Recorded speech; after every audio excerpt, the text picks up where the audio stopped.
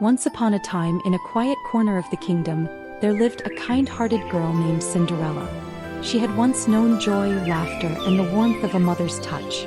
But after her mother passed away and her father remarried, her world changed. Her stepmother brought with her two daughters, both proud and cold. They wore fine gowns and spoke only of themselves. Cinderella, though of the same household, was treated not as a daughter but as a servant. She swept the floors, washed the windows, and slept beside the hearth in the ashes. That is how she got her name, Cinderella. Despite the unkindness, she never grew bitter. She spoke kindly to the mice who scurried through the kitchen and to the birds who perched at her windowsill. Her heart remained soft, like a wildflower growing through stone. One morning, a grand letter arrived from the palace. The king was hosting a royal ball to find a bride for the prince, and every young maiden in the kingdom was invited.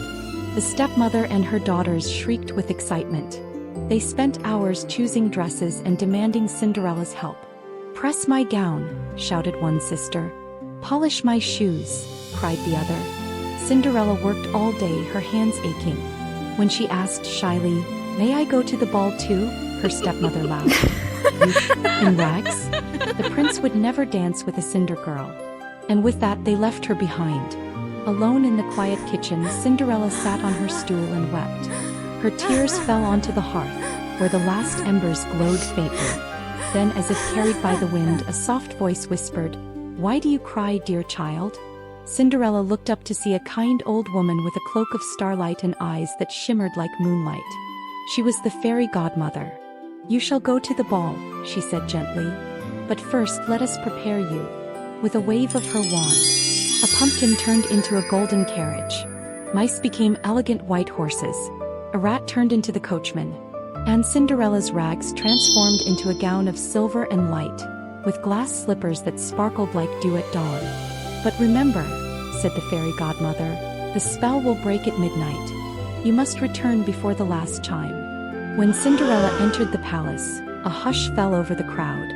No one recognized her. She looked like a dream. The prince, upon seeing her, could not take his eyes away. They danced and talked and laughed beneath the chandeliers. The world faded and time slipped by like music. But just as the clock began to strike midnight, Cinderella remembered the warning. She gasped and fled, running down the palace stairs. One of her glass slippers slipped off her foot, but she had no time to turn back. She vanished into the night, just as the carriage turned back into a pumpkin and her gown into ashes and thread.